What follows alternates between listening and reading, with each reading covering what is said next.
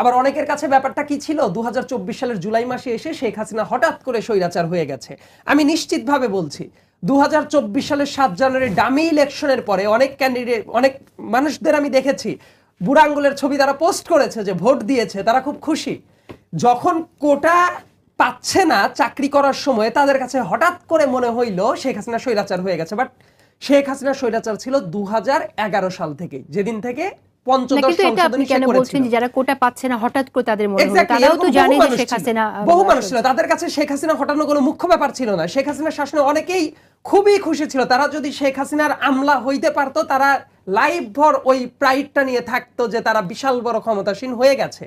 কিন্তু আদর্শিক জায়গা থেকে আমাদের ফাইটটা কিন্তু অনেক লম্বা।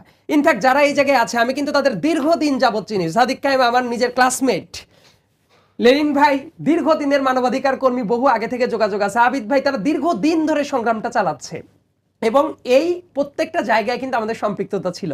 অনেকেই নতুন করে দেখছে ও তো ছাত্র দল, ও তো শিবির, ও অমক তমক। যারা আমরা রাজনৈতিক অ্যাটমসফিয়ারে বিলং করতাম তারা কিন্তু সবাইকে চিনতাম। আমি ব্যক্তিগতভাবে সবাইকে চিনতাম, কে ছাত্র দল, কে শিবির, কে কোন কাজ করছে।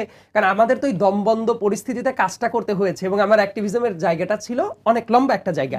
একটা ব্যাপার বলে রাখাটা ভালো, আমার ইনভলভমেন্টের ব্যাপারটা, আমি আসলে ব্যক্তিগত ইনভলভমেন্ট এইরকম না। একটা মিডিয়াতে থাকাকালীন সময়েও যেহেতু আমার ইনভলভমেন্ট অনেক বেড়ে গেল, আমার কিন্তু সেই চাকরিটাও ছাড়তে হয়েছিল। এই জুলাই মাসেও আমি ডানে বামে তাকানোর কোনো চেষ্টা করিনি। যখন আমার পর তো এজেন্সির প্রেশারটা অনেক আগে থেকেই ছিল। মতিউরের ছাগলকাণ্ড বের করার পরে যখন দেখলাম ওই মতিউরের ছাগলকাণ্ডের সাথে বাংলাদেশ ব্যাংকের সাবেক গভর্নর সে জড়িত, বেনজির জড়িত এবং এই লিঙ্কটা হলো শেখ হাসিনার বোন শেখ রেহানা জড়িত, তারপরে তো আমার জীবনের পর দিয়ে যে হেনস্থাটা শুরু হলো এবং আমাকে কিন্তু যে মুহূর্তে আক্রমণটা শুরু হয়েছিল, সাইবার স্পেয়ারের যে আক্রমণ, ওই টাইমেও কিন্তু একজন মানুষ সে বিভিন্ন ক্যাপাসিটিতে জাতিসংঘের বিভিন্ন সহযোগিতার মাধ্যমে হেল্প করেছিল, সেটা ওই লেলিন ভাই। তার প্রতি আমি কৃতজ্ঞ। এবং ওই আন্দোলন শুরুর আগ মুহূর্তেই কিন্তু আমার জীবনের পর অনেক হ্যাস্তন্যস্ত চলছিল।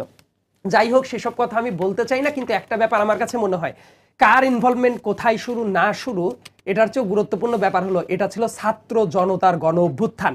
এদিকে যারা যারা কথা বলেছে, সাদিকের কথা যদি আমি শুনি, আবিদ ভাইয়ের কথা যদি বলি, লেনিন ভাইয়ের কথা যদি শুনি, আমি খুবই খুশি হয়েছি একটা কথা বলতে, প্রত্যেকেই যে জায়গায় নিজেদের স্টেট প্রমাণ করতে ব্যস্ত, ক্রেডিট নিতে ব্যস্ত, তারা এটাকে ছাত্র জনতার অভ্যুত্থান হিসেবে যে এস্টাবলিশ করছে, এইটাতে আমি খুবই খুশি। এবং এটাই ছিল, কারণ অনেকের ব্যাপারটা ছিল কোটা আন্দোলন হচ্ছে, কোটার জন্যই তারা এসেছিল। এটা যে গণ অভ্যুত্থানে টান নিবে এটা অনেকেই জানতো না।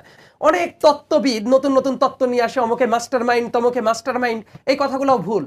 কারণ ওই 14 তারিখে সাংবাদিক প্রভাস আমিন যখন বলবে, ওই প্রশ্নটাই করবো, এটা যখন ট্রিগার করবে শেখ হাসিনার চীন সফর সংক্ষিপ্ত করে চলে আসতে হবে, it was not pre planned event. In fact Abu Saeed যেদিন মারা গেল, এটা মারা যাওয়ার পরে সবার ভেতরে যে উপলব্ধিটা জন্ম করলো, এটাও তো অর্গানিক, এটাও প্রি প্ল্যান্ড না। আবার প্রাইভেট ইউনিভার্সিটির স্টুডেন্টরা যেভাবে রাস্তায় নেমে আসলো, মানে আরবান মিডল ক্লাস, এটাও কোনো প্রি প্ল্যান্ড ইভেন্ট ছিল না।